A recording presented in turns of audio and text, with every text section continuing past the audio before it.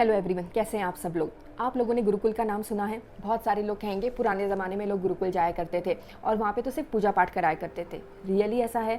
बिल्कुल नहीं। गुरुकुल के लोग हमारे अच्छे से अच्छे स्कूल के लोगों से भी बहुत इंटेलिजेंट हुआ करते थे और शायद आज भी हैं। आज हम गुरुकुल की बात करेंगे, इंडियन कल्चर, इंडियन गुरुज की बात करेंगे। आइए देखते हैं।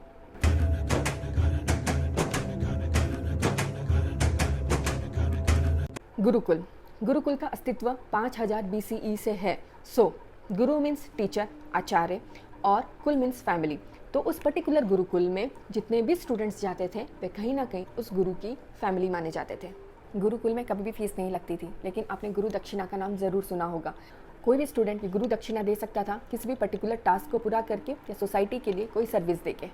हाँ, गुरुकुल में बहुत सारे रिलीजियस प्रैक्टिसेस होती हैं, लेकिन सिर्फ रिलीजियस होती है नहीं। गुरुकुल में बाकी सब्जेक्ट्स भी पढ़ाए जाते हैं, जैसे एस्ट्रोलॉजी, एस्ट्रोनॉमी, लैंग्वेज, मैथमेटिक्स, योग, अर्ली स्टेज मेडिसिन जिसे हम फर्स्ट एड कहते हैं, धर्मसूत्र, वेद, उपनिषद। बहुत सारे टॉपिक्स गुरुकुल में पढ़ाए जाते थे और पढ़ाए जाते हैं।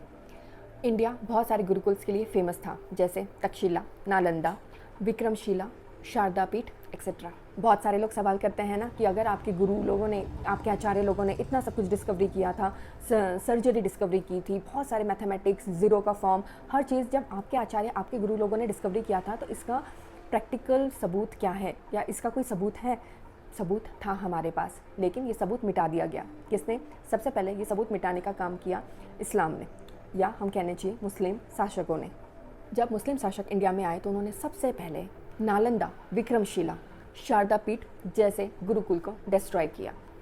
12th सेंचुरी में बख्तियार खिलजी ने पूरी नालंदा यूनिवर्सिटी को जला दिया था। जानते हैं क्यों? क्योंकि नालंदा यूनिवर्सिटी में हमारे पास बहुत सारे डॉक्यूमेंट्स थे जो ये प्रूव करते थे कि बहुत सारी डिस्कवरी या बहुत सारी रिसर्च हमने किए हैं।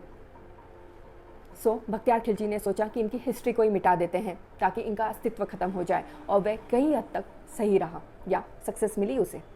रिज़ल्ट ये मिला कि हमारे बहुत सारे स्क्रिप्ट्स ख़त्म हो गए। उसके बाद रही सही कसर ब्रिटिश रूल ने ख़त्म कर दी।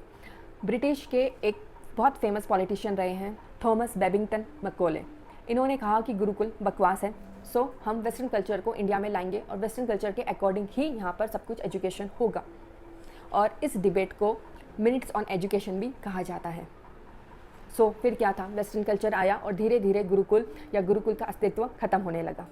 एक वक्त था जब इंडिया सोने की चिड़िया हुआ करता था, लेकिन जैसे वेस्टर्न रूल या वेस्टर्न कल्चर या वेस्टर्न एजुकेशन इंडिया में आया, 1914 में इंडिया को one of the poorest country in the world declare किया गया।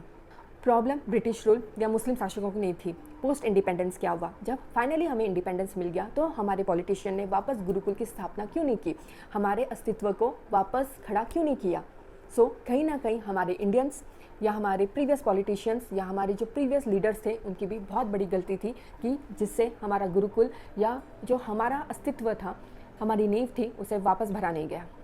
आज मॉडर्न इरा में एजुकेशन मोस्टली कमर्शियल है, और अकॉर्डिंग टू vedicconcept.com इंडिया में अब 4500 नियरली 4500 गुरुकुल रह गए हैं, जो हमारे इंडियन कल्चर को या हमारे वेदों को, उपनिषद को ज़िंदा रखने में बहुत अहम भूमिका प्ले करते हैं।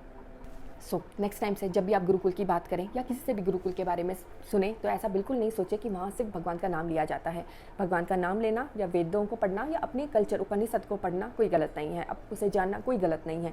लेकिन गुरुकुल में mathematics, science, astrology, astronomy, sports, योग, मार्शल आर्ट्स जैसे बहुत सारे सब्जेक्ट्स पढ़ाए जाते हैं जो आज एक ही स्कूल इतने सारे टॉपिक्स को कवर नहीं करती।